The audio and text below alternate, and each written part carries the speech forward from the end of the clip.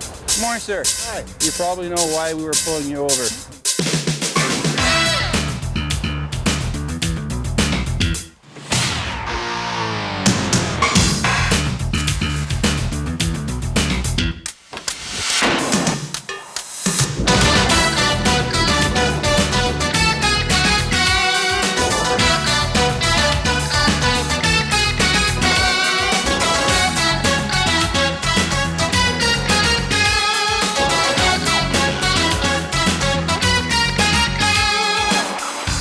Motoring 94 is brought to you by Quaker State.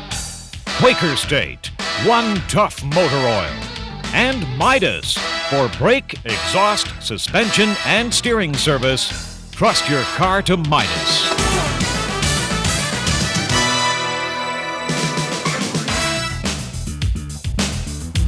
This week on Motoring 94, I'd like to begin by introducing you to the old and the new. The new is this 94 Jaguar XJ12. More on that later on.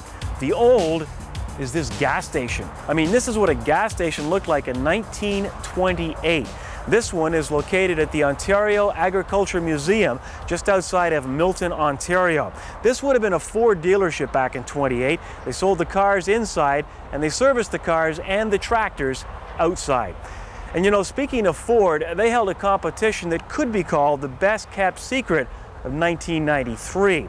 You see, this competition included competitors from all over North America. And guess who came out number one? You got it, Canada.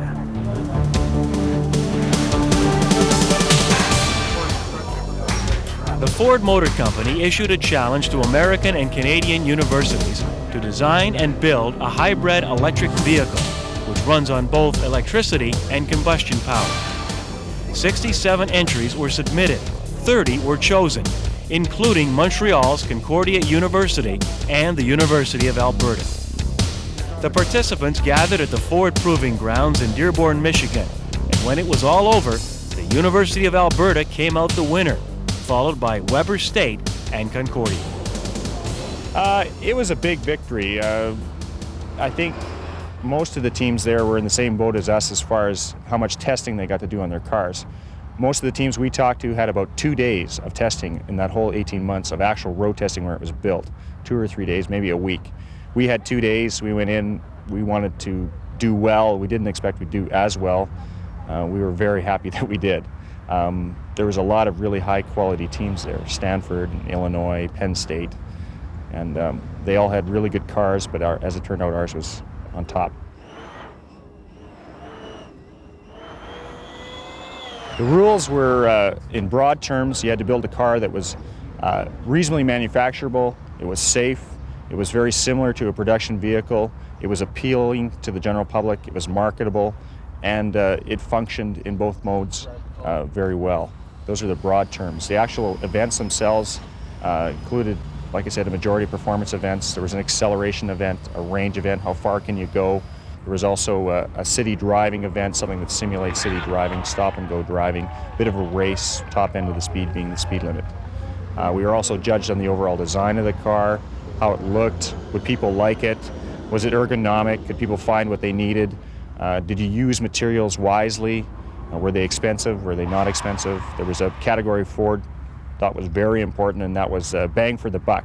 They took the points from the whole spread of the events and they divided the cost of your vehicle into it. We had one of the most expensive vehicles there in terms of product.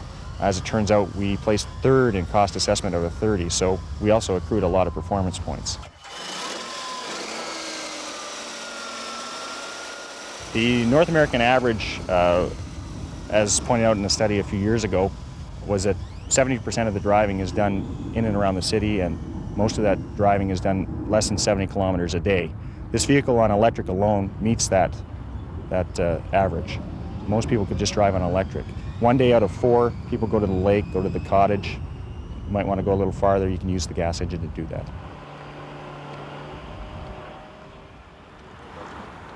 First of all, overall, it's supposed to look like a production Escort, and generally speaking, within the confines of the product we're producing, it looks like a production car. Starting at the back of the vehicle, you have space for cargo, suitcases, whatever. That's available in the back of the car. Moving forward, We've taken out the back seats, although you don't have to do that. We put in a battery pack, weighs about 650 pounds, nickel cadmium cells. Those are used to power the electric motors. In the engine bay itself, we obviously have two power plants. We have an electric power plant and we have a gasoline power plant. The gas engine is a Suzuki 1-liter engine. The electric is a DC brushless motor. There's two of them, about 30 horsepower each, 60 electric horsepower, 55 gasoline horsepower, and you can use them together. So technically you've got 115 horsepower to the road. Okay, well, starting the car is the same as starting any other car. You have a key, you put the key in, turn the ignition on. With a hybrid, you have the option of running an electric motor, internal combustion engine, or both together. So I'll start on electric motor, turn the selector to electric, vehicles in neutral, I'm on electric motor. If I want to turn on the internal combustion engine, switch the selector to internal combustion, start the engine, same as anything else. I can also use them both together. Hybrid mode, now I'm running on both internal combustion and electric. You do any of this while you're driving, same as, it's just exactly what I've done, you can do all the time when you're driving. Okay, what I'm holding in my hand is a nickel cadmium cell. This is specially designed for automotive uses. It's quite expensive. This particular cell costs about $300 each. We've got close to 143 of them in that box.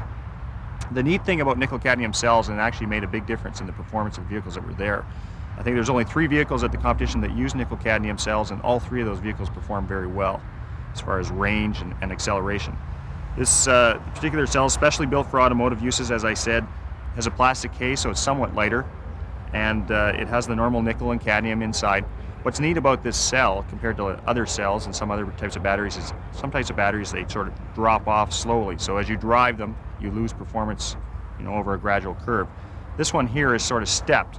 You go along in a very straight line, step down just a little bit, you don't notice it, and when it's done, it's done. It's instantaneous, fairly close to being right for a car. That's what you want in a car. You want to be able to drive the car the same wherever you're driving, and when you're done, it should be done and you can charge it up. Okay, what we have here is a constant current charger to recharge the battery pack of the car. It runs off either a 110 volt outlet or a 220 volt outlet, and it's quite simple. You just plug the unit in, turn it on, and the computer in the car will control the charging cycle. All you have to do is plug this plug right into the outlet here,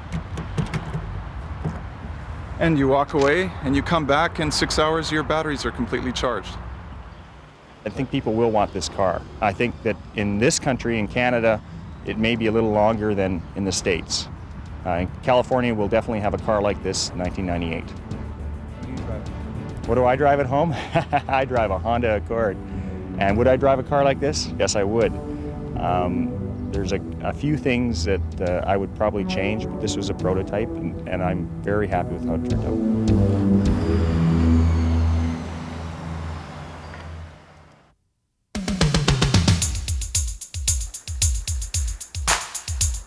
Test Drive with Graham Fletcher. This week on Test Drive, we look at the 1994 Hyundai Elantra. Now, in its short history, this car has undergone significant change, and as you're about to find out, this year is no exception. The majority of improvements to the Elantra are safety related. More on that in a moment. However, there are some styling changes. Up front, there is a new grille, front bumper and lights. The hood and fenders being reworked to accommodate the latter. The rear end features a new fascia and rear lamps. Now, the differences are so subtle that you'll need an old Elantra for comparison, otherwise the changes will probably go unnoticed. Another area that has been reworked for the better is the suspension. The GLS model now features gas pressurized shocks and struts. The result is much improved comfort and compliance without any sacrifice in the handling characteristics. Now, while I did not conduct the usual pylon test, I did push the car through some twisty sections of road, enjoying every minute. While not a BMW, the Elantra does stick to the road very well. A lot of credit going to the Michelin X GTH4 all-season radials, as well as the improved suspension.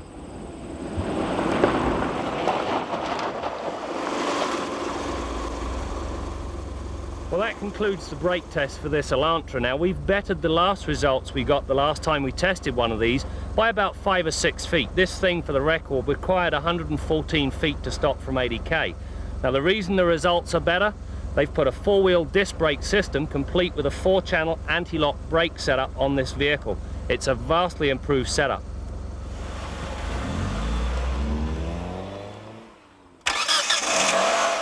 Under the hood is a 1.8-litre twin-cam 16-valve fuel-injected 4 that produces 124 horses and 116 pounds-feet of torque.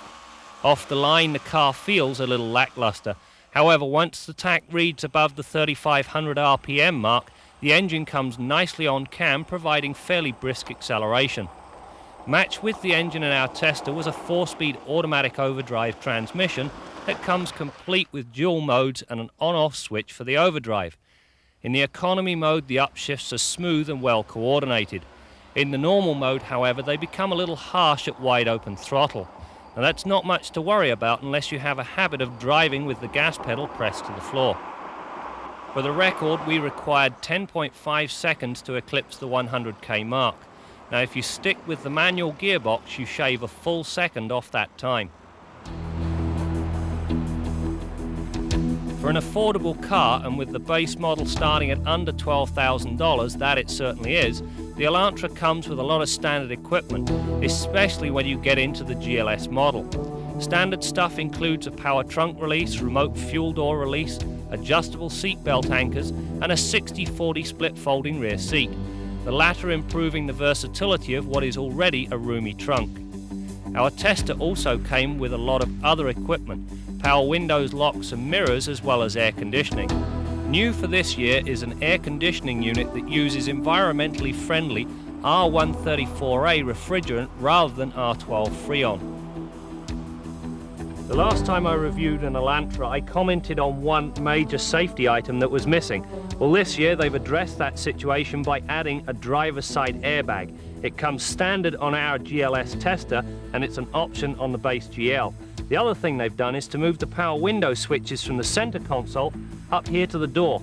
The location is much better, making the whole thing a lot easier to use. Inside, the radio still sits below the heater controls, making it quite a stretch to operate. That said, sound quality is good. The heater controls are of the rotary variety, meaning they're easy to use and regulate. Seat comfort in all positions is good, and with the front seat set in the mid position, there is a surprising amount of legroom in the rear. The front seats are well shaped and provide above average lateral support.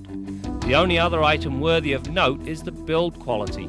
It rivals any of the cars in this segment.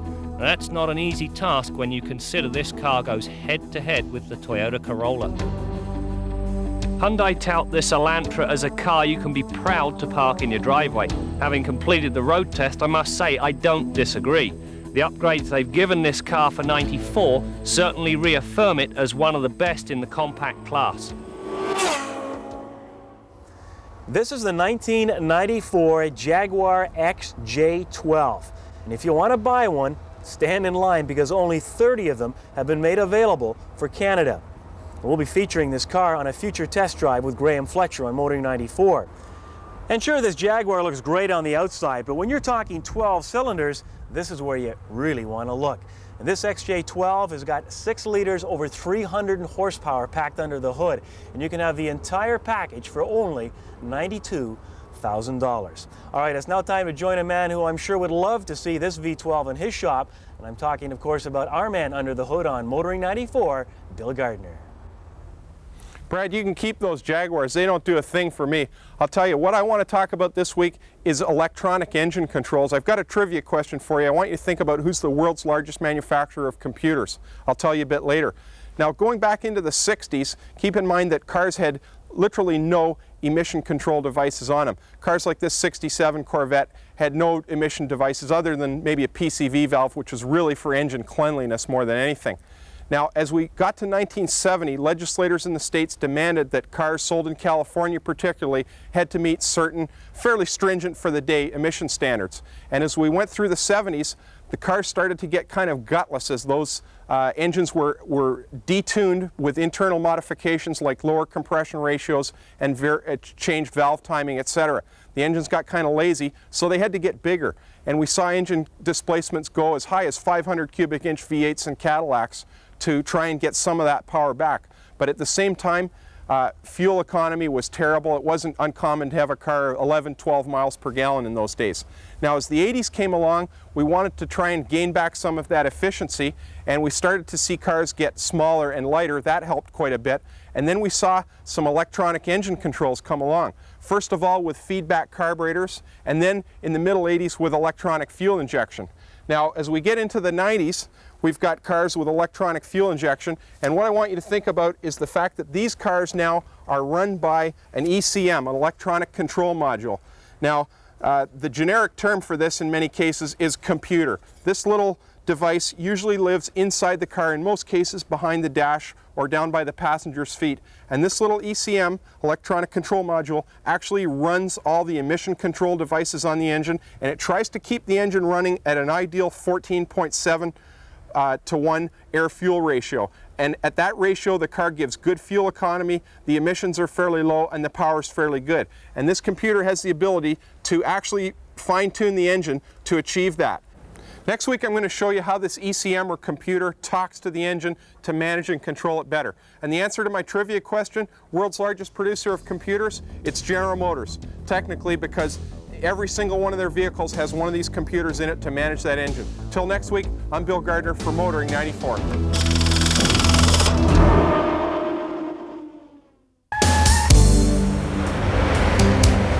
Last spring, the Milton Division of the Ontario Provincial Police introduced a new wrinkle in their spot check program. Instead of handing out tickets, the O.P.P. was soliciting opinions from motorists on what they liked and disliked about driving the 401 highway. We found out the motorists, their concerns, the three major concerns was number one was speed, number two being unsafe lane changes, and number three being follow too close to our area. So those are the concerns that right now we are what we call direct patrol. We have units on the 401 looking for those specific violators, basically aggressive drivers, and pulling them over, issuing them tickets, or in some cases warning them on their driving habits.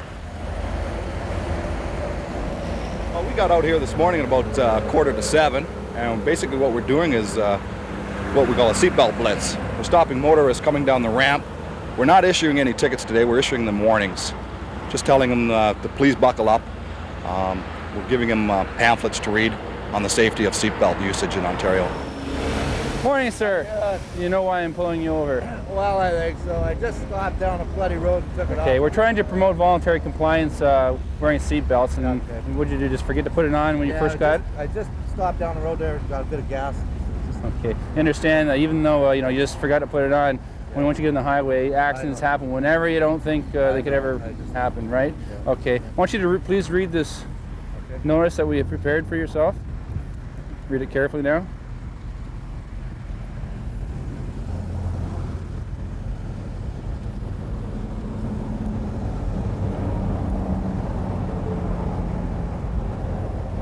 Okay, and in our effort to promote voluntary compliance with seatbelt legislation, we're asking for your help by helping us. Okay, you're not only helping yourself, you're also helping the whole economic situation that collisions can create. Okay, as far as you were saying you just forgot about it, what we have here is a General Motors litter bag, O.P.P. litter bag. Okay, it can serve as a reminder item as well as State Farm buckle up keychain. Okay, and is that enough to remind you? Yes. Okay, yes, but what you want you to do the most of all is read this Ministry of Transportation seatbelt brochure, which explains why and also how you can also help buckle up your youngsters. And do you have children? No. Okay, well, even though if you know some other people with children, you can help educate them for us. Okay. Okay? Do you think you will wear your seatbelt from now on? Really appreciate I hope so, because next time you get stopped, chances are you might get a reminder item, but it'll cost you $90. $90? Yes. Okay? I appreciate Take care, drive safely. Bye-bye. We're cracking down on there. A lot of people, as you see this morning, are wearing their seatbelts. The ones that are not, they're issuing warnings this morning. Usually a warning will suffice. Our presence out here usually, as soon as they see us, they reach for their seatbelt. So just our presence is a help out here. What is the fine if The fine for not wearing your seatbelt is $90 in Ontario. Off it there. You usually put it on all the time, but you just forgot this morning? When I forget, he usually tells me, so. Okay, make sure he wears his seatbelt, okay? You just need to read that. Our Midas tip of the week concerns upshifting technique on a standard transmission. More and more sport and compact cars are coming with standard transmissions. They're very expensive transmissions to ever service or overhaul, but they're also very durable. If you use them properly, they'll more than outlast the life of the car. You may have to replace the odd clutch, but if you shift that transmission carefully and properly, it should last the life of the car. Here's a little trick when you're upshifting.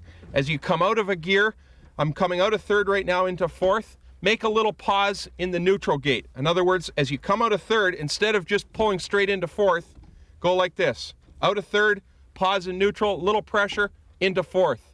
That little split-second pause will allow the synchronizers in your manual transmission to mesh properly, come up to speed the way they should, and it'll save an awful lot of wear and tear in the life of that transmission. You should never have to service it.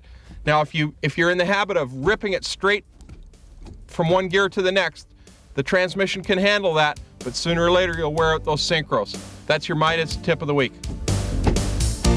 They used to make car parts in that factory. Now they make them in Mexico.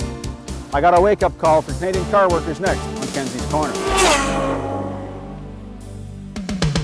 Kenzies Corner with Jim Kenzie. I've got a message for Canadian car workers and for any of their American brothers and sisters who might be listening in. I'm particularly talking to those of you who've been on strike sometime in the last few months, looking for another $1 an hour or some guarantee that you're going to have your same job for the rest of your lives.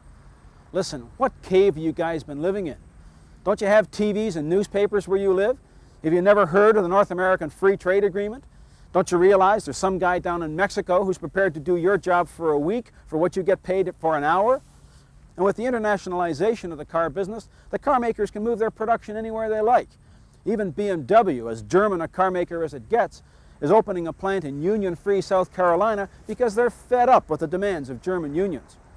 Now, if you have no sympathy for your employers, and sometimes I can understand that, have a little sympathy for your fellow union members. Because of just-in-time inventory systems, a strike in a small components factory, say in Ohio someplace, can close down factories in California, Michigan, and Ontario and put thousands of your brothers and sisters out of work. Even the Saturn operation, one of the few bright spots for General Motors these days, was closed down recently for just that reason. And another thing, all the Japanese car makers have North American transplant operations now, but there's a lot of concern in the market that you guys can't even build Japanese cars right. Now, I know there are surveys that show that Civics from Alliston and Corollas from Cambridge are superior to their counterparts from Japan. But if just one customer has a problem with a North American-built Japanese car, he's going to tell all his friends that you guys just can't cut it. Now, personally, I believe North American car makers, especially Canadian car makers, are the equal of anybody in the world. But don't kid yourself. The general public has no reserve of goodwill towards you. Canadians that have lousy paying jobs, or maybe no jobs at all, would love to have your $20 an hour.